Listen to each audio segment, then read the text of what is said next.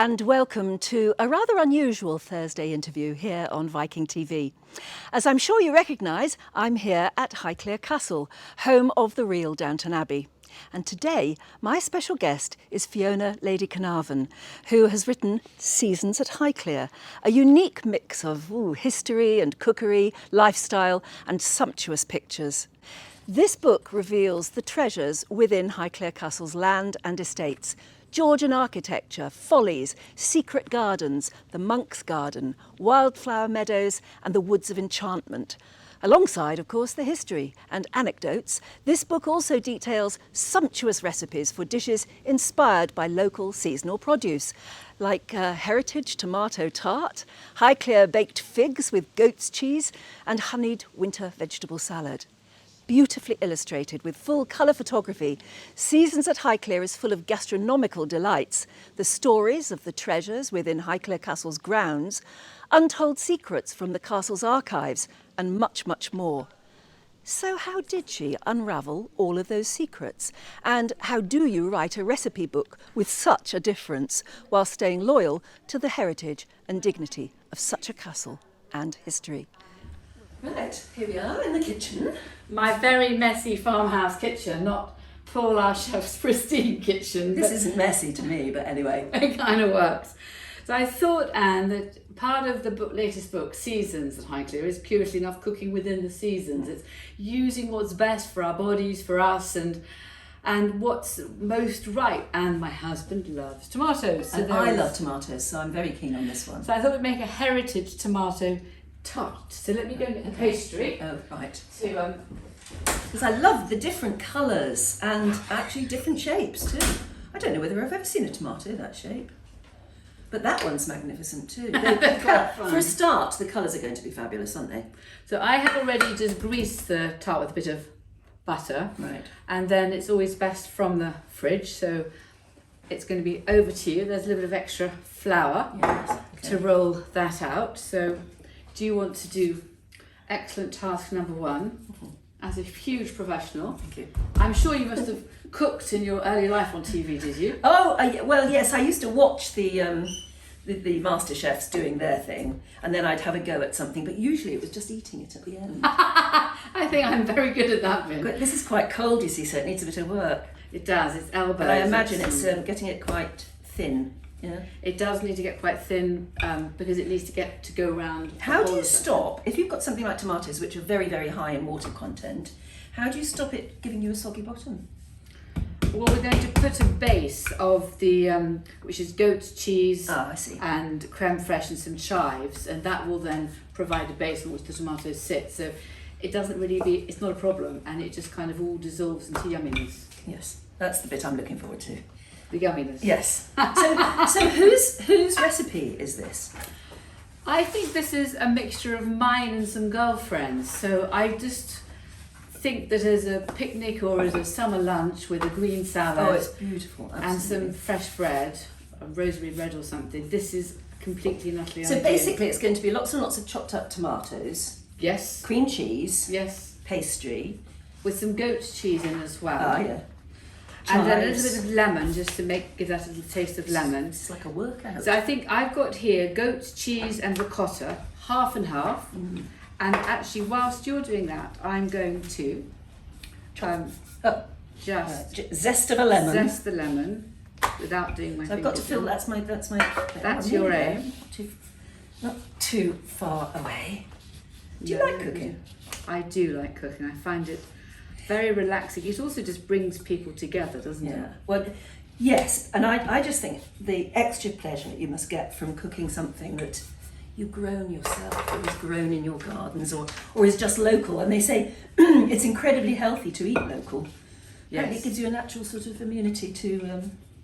Well, I think it's kind of building up all of our resilience as we go into another winter, isn't it? So this is now, I've got my lemon zest and I've got my goat's cheese and my ricotta cheese all mixed together. And I've got your pastry nearly ready. And you've got your pastry nearly ready. Yeah. Doing a fantastic job. And so this is the bit that expert chefs make look so easy. Never is. So as long as it kind of falls out generously everywhere, because it's going to shrink when you bake it, So don't cut it and don't fiddle too No, much. leave it looking rustic. Yes. Yeah. That's amazingly beautiful job. Thank you. So I'm going to chop the chives, and I'm sure you know this trick of chopping herbs in a mug. No. Do you do that? No. Have I taught you something, Anne? Yes, I hold chives and I'd sort of snip from the end and it takes forever. It doesn't take forever at all. Can I have a go at that? Oh, I'd love you I to. didn't know that. Yep. Any herb, just stick it in a mug and chop it with scissors. Oh gosh, and the smell is Isn't it unbelievable. amazing? Oh, that's really clever. Why The didn't bigger I think scissors of might that? have been easier, so I'm sorry Yeah, about that. okay. Oh, look, there's bigger scissors here too. But There you anyway. go. But So you want them quite small, don't you? I do want them quite small, so thank you. Oh, I don't know why I volunteered. Very happy you volunteered. Okay. You have a go with the better scissors just to see. We're nearly there, though, aren't we? We're nearly there. So, Smells beautiful. smells absolutely. It is easier with bigger scissors. Ah, there you go. The smell is amazing. So that's going to be part of the topping. I'm going to put about half of that in there and mix that round, which is fine. So that's going to be my base for the tomatoes, which I see, doesn't yes. matter if it's soggy. Now, next job is chopping up said tomatoes. I've got a favourite little orange knife. So with the small ones, I'm just going to chop them in half. Yeah. I can always delegate this. And with the big ones, with something like this, I think I just slice it. Look at that. Isn't Let's that just show that beautiful? off. That is a magnificent tomato. Doesn't it smell good? Oh, it's beautiful. It's amazing, isn't it? Yeah. So I think, again, nothing is perfect in shape or anything else. It's just merely delicious. So Oh, it's look, just it's almost like cutting into a watermelon. It looks like it. Pomegranate-y thing, Well, it isn't it? is, isn't it? so it's So you're going just, to leave those big slices? I think because of the size of the tart and because it's round, I'm actually going to cut them again. Right. And then I'm just it's running away from me. And it's just mixing up the tomatoes in the tart. So it's just then Well, if you've got Beginning. another knife, I'll help you. you do that bit one. redundant. No, I don't want to be redundant.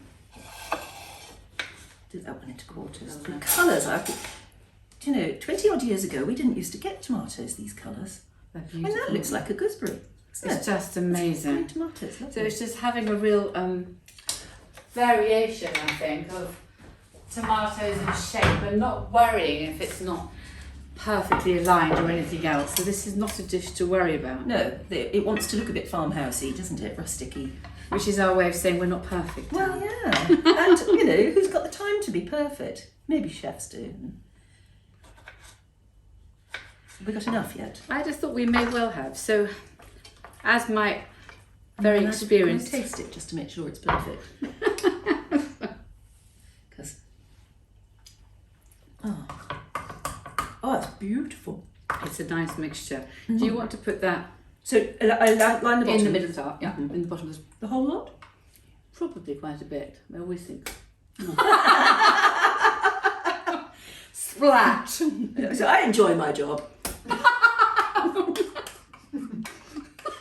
got to have a bit of fun in the kitchen. No, definitely. As long as you don't have to clean up the floor yourself. Oops. Sorry, there we go. No, that's for licking. I think it definitely is. Just delicious. Actually, that is really good. I'm going to have to try a little bit. Oh, that is so nice. And it smells fresh and gorgeous already. It does. That's the lemon zest and the chives, I suppose. The chives give it a bit of a whack. And the lemon It's a zest lovely is... combination. But you know, if you don't have chives, you can use basil, you can use oregano, you can use... It's your choice, Anne, actually. Well, I must say, after... You know, we had a couple of weeks where it was really hot. And I kept forgetting, oh, that's right, I was aware. Was I aware? No, I wasn't aware. I haven't got that excuse.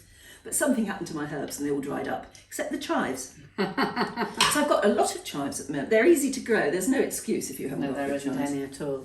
And then it's just beginning to have a little pattern, I suppose. Just so you get a little bit of everything. It's lovely and dark and rich, that colour. Isn't it beautiful? And then the little tomatoes, you don't really need to chop anymore, so just... Just place them where they'll go. Yeah. Might have to be another bit of that one, because that's such a pretty chappy. Green one in somewhere. I know. Should we add a little one of this shape in? Yeah. taste. Look at the deep rich of that colour. Now, how thick would you go with the tomatoes? Well, just so the bottom is nicely covered, which is, I think, probably nearly there. not far off now. Then, I suppose when you're baking, if you do, I'm doing a couple of things here with sticky up points. That's really sweet. They're going to have some crispy though, won't they? They will. Then I would put a bit of oregano, punch of oregano, and some black pepper on it. Again, you don't have to put oregano. You can put some more chopped chives on it. You can do whatever you want. I'm going to get some pepper. I love black pepper. I think it Me too. brings out everything. And then, since we've used chives, let's put a few more chives on the top. And then this goes in the oven for about 40 minutes. And at sort of 200 until it's cooked. I'm just going to add a speck of olive oil. Yes, a drizzle. A drizzle of olive oil. I never know how much that is. No, it's sort of impossible to know, isn't it? There you are. I think that looks spectacular. Fantastic. I could eat it as it is now, but unfortunately the pastry needs cooking. So. And thank you. So it's going into the oven. I reckon at about 200. Better if the oven's preheated. And it's about 40 minutes, but you just need to kind of check it. And then actually, just like on other TV programmes, here's one. So there we go. So there is, again, a random collection of tomatoes. That looks absolutely some oregano over the top. So it's quite. Do you want to try it? Yeah. I think this is the bit you said. What would you like to serve that with? I mean, just a simple green salad would be lovely. I would do a green salad with a lovely olive oil vinaigrette dressing, and in a big bowl. And you could put a few toasted pine nut seeds in the salad as well, just to give a bit of crunch and contrast. But I don't think you do anything else. Well, you can. I mean, the point is, if it's a good enough ingredient, you can just. And it's also God, that looks good. And I can It does, plate doesn't it? from underneath you here. I want you to have some as well. It does fit there. So, there we go. Do you want to try it? Should I eat it like a pizza? Why did we eat it like a pizza? Yeah. Hang on.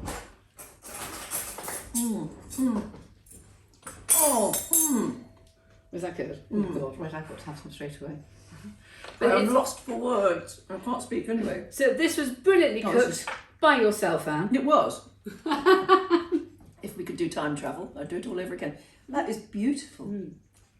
Rich, but beautiful. So it's the tart, it's the ricotta, the goat cheese, then the tomatoes on top. And you're flavouring with lemon and chives. And although you're very clever, I have to say, it is remarkably simple to do, isn't it? It is very simple to do. I'm going to have this bit as well. I just wish... I can't speak. I just wish there was a lovely sunny afternoon we could actually go sit outside. Well, there will be. There will be. At least we've got the tart to practice for, Anne. That's really excellent. And this is one of the recipes in the book? This is one of the recipes in the book. So I'm going to get, obviously, can't wait to share this book with you. And I've got a few copies in my hand before they're actually coming here to be printed, but homemade lemonade, which I love. Oh my God. Tarte aux fraises, which I'm afraid I can tell you now that Paul made that beautiful shape for me. And well, he is, a master chef. He did a square you tomato can spend tart. hours putting them up evenly, but you don't always. No, but that's exactly what he's done. He's put it in a square. He's put some basil leaves on top, which is delicious. It's completely and utterly up to you, and that's quite nice because then if you're on a picnic, you can slice it and use a square one like that, and eat it in your fingers. Well, I just have. Which you just have. So, Lady Carnarvon, it's lovely to see you here with the dogs. They feature quite largely in most of your books. It seems to me that you bring out a new book every year. Actually, Anne, it's taken me 2 years to write this book, and each one is quite an effort. I did it with a few written books, but goodness me. It is also a book, in a sense, as a result of the pandemic of the last 2 years, 18 months. And it's some of the central themes are about being mindful of nature, about this beautiful world in which we live, about eating well, cooking well, growing well. We're a farm, the setting for the castle, and then bringing it inside to the dining room and recipes. So it's about how we can continue to live well on this earth and feel well and have the fun with friends which the last 18 months stripped away from us. Hasn't it been brilliant to actually get together with people again? It's been amazing. So and to get together and eat and garden together and things like that. In a way, we've sort of rethought our values in the last year and a half. That, I think, has really come through, certainly on our social media, and see if they stop wagging their noisy tails. But it's a book which is about the trees here, it's about the gardens, it's about life here, a medieval barn which we've been repairing, and it was last repaired in 1438. Wow. There's a picture of the witch's mark, and actually my husband was amazing because he got into the front end of a farm loader to go up to photograph the witch's mark for me. What is the witch's mark? A witch's mark is on the beam above the entrance. So that it stopped any bad energy or witches coming in. Because it's that old. Yeah, no, there's quite a few witches' marks there. You know, just look out for the witches' mark. Well, I've never even thought of that before, but it's interesting because you mentioned that you're a farm and you are a working farm, and I bet a lot of people who are familiar with Highclere through Downton, particularly, I suppose, think, well, it's a castle. Don't realise it's a working farm. And when you have guests, and when you throw dinner parties, and when you invite people for picnics and things like that, you try to use as much of your own produce as possible. And keep within the seasons. I think it's about using the food when it's abundant, and often the food that grows during the months that it grows well are what we most need in our bodies to give ourselves more resilience, greater immunity, and to put colour in our diets and food. So it's also a book about colour because you eat with your eyes. Oh, gosh. So it's all the colour of the Heritage Tomato Tart, or the wonderful green colours of a green soup, whether it's a sorrel soup in the winter or pea and mint soup, or it's the colours of holy mackerel and lemon. So it's firstly eating with your eyes, remembering to do that. So it's not just a function, it's a joy. Do you have a favourite season at Highclere? I don't know. It was interesting. I started with spring because I think after a winter in this country, you obviously start with hope and the desire for daffodils and crocus. And then I think we've all enjoyed summer, particularly over the last part, because we can be outside more and walk under the trees and walk along paths and through the wildflower meadow. Autumn, I do love with the colours and the intensity and that particular scent in the air, and you sometimes get the faint wisp of wood smoke. And yet winter you can hunker down, so I'm not really sure. And as I wrote through each season, I thought this is my favourite, and then rejected it for the next one, which was my favourite. That's a good sign. Okay, so you've told us what Highclere is like in those seasons, what they look like, but this book is also about food. It is. So I say spring. What's the first dish that comes to mind? Lamb. We've got all the different spring lambs, and so we've got lamb on the farm, but I also think of it as the baby trout, the baby boiled beans, what's in the vegetable garden, the first salads, the first fresh vegetables, the first greenness from the land. Okay, summer. So that's right. Summer, I think colour, raspberries, strawberries, the really red roast beef salad which is in here. And autumn? That's fall or autumn, I think, of all the different squashes and the colours and the oranges and the reds, and it's the grabbing of the last foraging abundance. You're foraging for blackberries or mushrooms or it's sort of harvest festival type. It's harvest festival, that kind of piling up of everything. Winter. An extraordinary bare skeletal landscape, which is more neutral shades and of colour, and where you're looking for the skeleton and the frame and the structure of what's around you, because it's all exposed. And then you come back in and you want stews, you want a venison ragu, you want a tagliatelle with some really rich meaty broth in it. Oh, stop it. Every season sounds good. We've got... Actually, have you got any courgettes at home? Can No. I give you a couple? Oh, yes, please. I love courgettes. I love courgettes. You know, there's a very good soup, a lemon and courgette soup. Yes. And Oh, look, you're doing really well.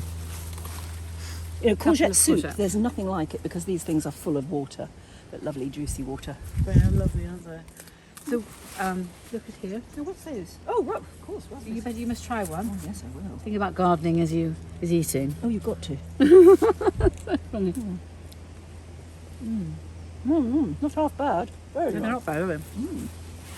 The thing about vegetable bulbs, it needs to be not too big, so it's sort of under control. Yes. So then I've got red currants, and then this was asparagus. We had our own asparagus, Oh. and it now turns into its own madness. So this is like, yes, when asparagus overdoes it, it turns into a tree. Well, this is what happens in the summer. You can see one asparagus I clearly failed to pick down the bottom. Yeah. No, I can't. Well, I've never seen asparagus beds properly. Oh, there. Oh, wow. You have to grow them, but you slightly heap up the soil and Yes. grow them. But I found when I was writing about asparagus in this latest book that apparently it was so highly regarded by various Roman emperors that they would send their armies by ship to go and collect asparagus. Well, I'm not surprised because asparagus are beautiful, but you've missed another one there too. I have. Yeah. So you're pointing out my shortcomings. Well, now. crumbs. A legion. I love it. This is a bit like an old-fashioned, well, almost an allotment garden, but certainly yes. But it is it's a country house garden. The thing is, it's just our private one, but it's not making it too big, because if it's too big, it's overwhelming. And if you divide it into small sections, it's less overwhelming. See, I love these. My father, I mean, many happy summer days picking the beans. I actually didn't used to like them, but I loved picking them. And I used to love watching my father build the tent underneath. Isn't it the teepee. beautiful? Yeah, So they've it's done fun. very well. Yeah. Behind the castle gardens now, I've redone the beds there, and I've got some raised beds because I thought I could do some tours and show people what we're doing and how and we it's do so it. much easier in raised beds. And it is easy to raise beds, so No, this is where I am. I've And been then being talked into raised beds. you are being, are you? Yes, Oh, good. I'm quite convinced. Because they're about that height where you've got the They the are, bath. which is actually quite good. And then you don't have to bend over, and you can see what you've got. yes, And it's a much better- more difficult for the rabbits and everything to get at Well, them. it is. It also gives you a space that's organised. So you need obviously to have pairs, so you can rotate. So you need about 2 or 4 ideally raised beds. But anyway, here obviously I don't, so I still do my back in, and there's Yeah, more well, raspberries at the end. It's fun, isn't Oh, it? it's lovely. It's more than fun. I think it's so good for you. It's good for the soul, isn't it? To grow. I love growing flowers as well because you get such immediate feedback, don't you? You water them and they grow. It's fantastic.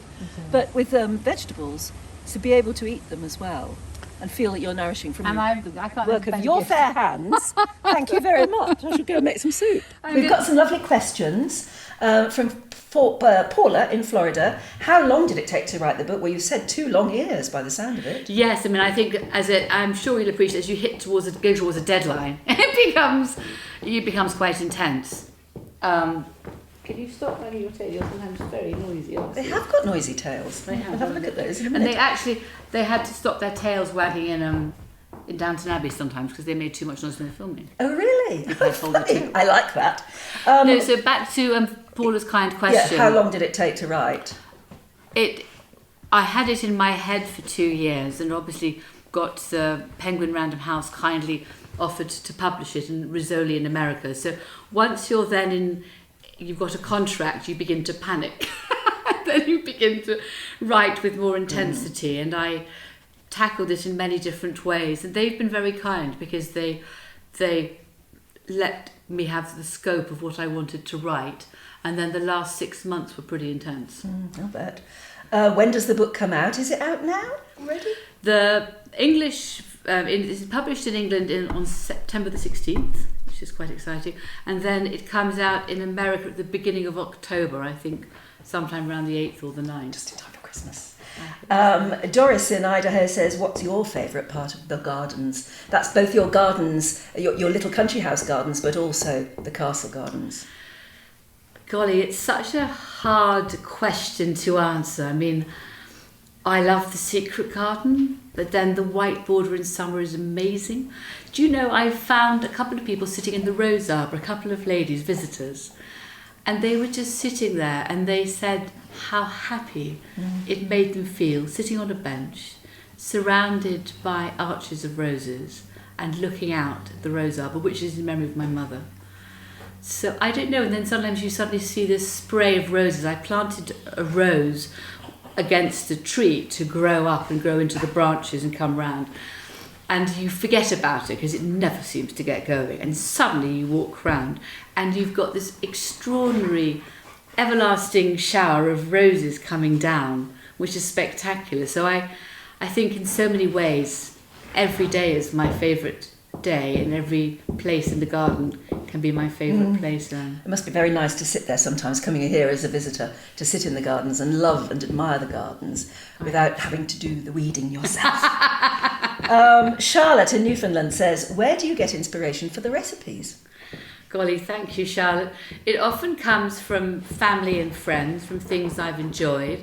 And actually it comes from thinking, first of all, I wrote a list of everything that had been grown here, I thought, for the last 1,000 years, as one does. And I divided into seasons, thought what they would have had to eat in the medieval times, in the earlier times, the way they would have ate and foraged. Divided that into seasons and thought, what do I like most about each of the vegetables and the fruits of the land? So I began with thinking about medlars and crab apples, which then obviously leads to crab apple jelly or medlar jelly or the quinces. So it starts in that way, and I think everybody needs a cake, so every season had to have a cake. And there was a pineapple house, so I thought I need a pineapple cake. And that's photographed in this room, actually. That's right, I've seen the pineapple house, haven't I? Yeah, isn't that amazing to grow pineapples in? Well, it was amazing in the time, because we didn't have the ability to ship them and ensure they would arrive able to be eaten, because there was no storage in those days. So yeah, they were a great thing. Well, yes, and that's why pineapples are used, because they were seen as so incredibly exotic. Yeah. That's why they were used in architecture and things like that, weren't they? Yeah, absolutely. And finally, Hannah from New Hampshire says, does your husband have a favourite dish? Hannah, how very kind. Thank you for the question. I think, well, the end of the book, there's a photograph of my husband eating marmalade pudding. So I think I'm going to leave him happily eating marmalade pudding, and he liked lots of warmed up marmalade to pour over it, lots of custard, lots of cream, and it's just a moment to forget about anything other than the pleasure of eating marmalade pudding. You just need Paddington Bear at the end of the table. That's right. Well, I don't blame him at all. Thank you so much for telling us all about the new book. And are you pleased with it? I think the photographs are absolutely beautifully reproduced, and I hope there's a lot of different stories and fun. That's an amazing photograph. That's the music room. So the outside has to come in. The food is coming in to be enjoyed with the hospitality and guests and family and friends and laughter.